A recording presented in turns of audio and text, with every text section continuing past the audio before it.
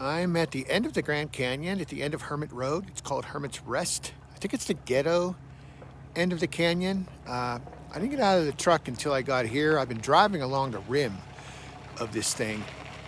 I can't see into it from the truck or anything. Can't even see it yet.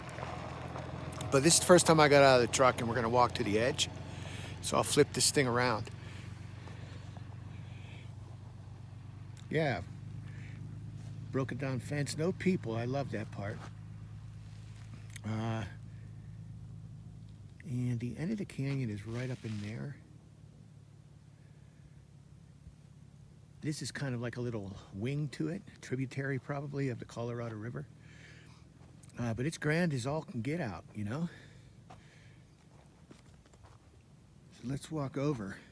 Well, I'm saying that, you know, because I've heard it is. This is the first I've seen it. How do I know it's grand? That's why I'm here, to find out.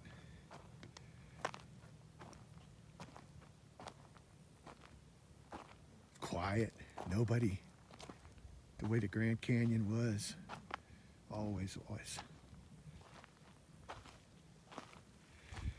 Wow, I'm starting to get a little vertigo because that background's the same color as the foreground, but it's moving in a weird way as I walk. I gotta keep an eye on, there's an edge coming up here. Wow, okay. Yeah, it's so far. It's so far away, and it's still big. I think that's my first impression. It doesn't look like anything's moving.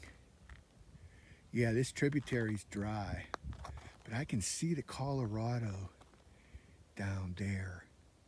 Kind of in the middle of the screen, like right there. There's like a little green, dark green, brownish river, but it might as well be a painting.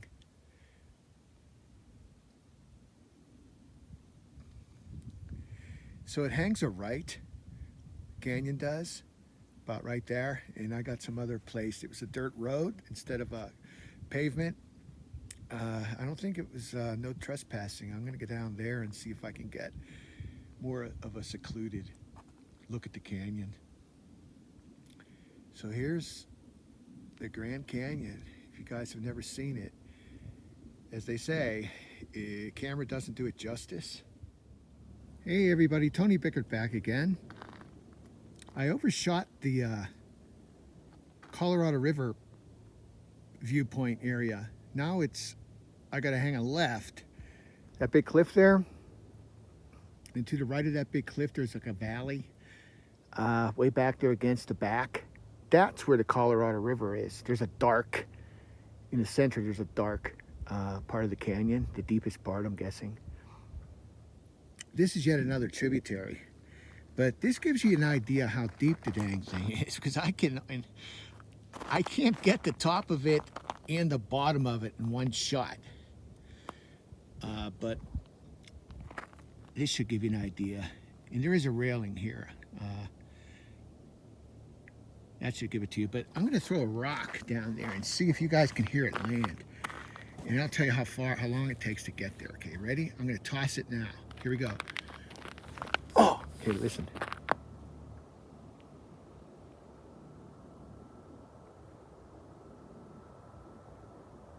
I didn't hear anything.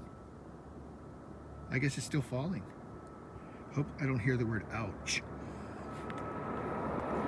Oh, there's a helicopter.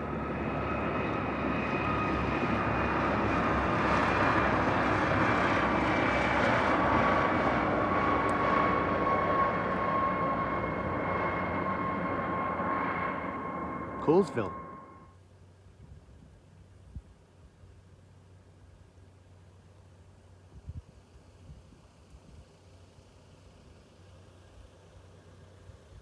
There I am. And there it is. Still trying to find a Colorado River. But hey everybody, Tony Bickert here, and I found the Colorado River.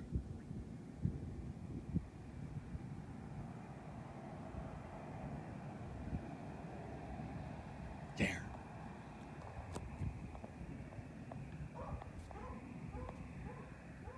It's white water, but you can't hear it. It must be deafening right down there. But there's a dog barking here. And some tin hat guy with a freaking antenna making whooshing sounds. But what are you going to do? It's one of the 7 wonders of the world. Other people know about it too.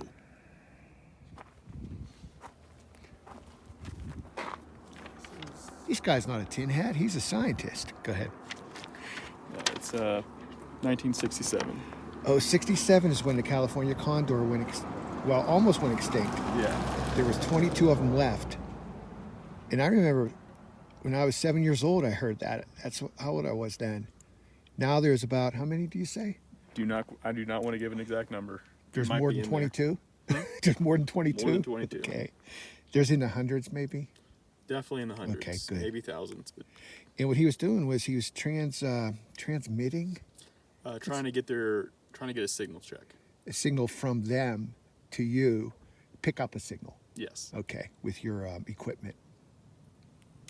Can I keep this? Yeah, it's for you. See that, guys? Good grief, I'm learning stuff at the Grand Canyon. What's your name? Frank. Thank you, Frank. Tony Bickert here with some bonus footage. Here is Hermits Rest. An old, kind of like a lodge, rest stop, hybrid kind of thing, for the folks who were early tourists, and they would ride the mules back in the, more than 100 years ago this was built. They would ride the mules, and it took hours and hours. And they'd come here when they got back to the top for a refreshing drink to wash the dust from their throat. Oh shoot, a mask is required in here. Darn it. Got any masks? What? Got any masks? Maybe they have one in charge. I hope so. I guarantee they'll sell them. Yeah, right.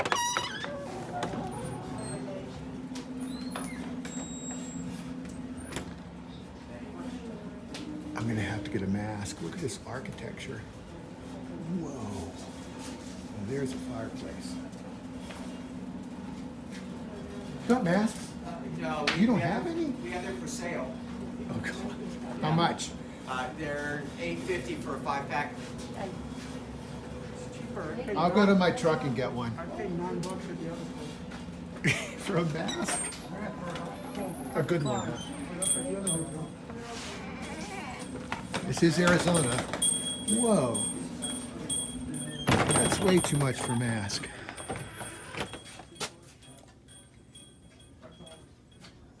I bet you it's $100 for one of those cookies too.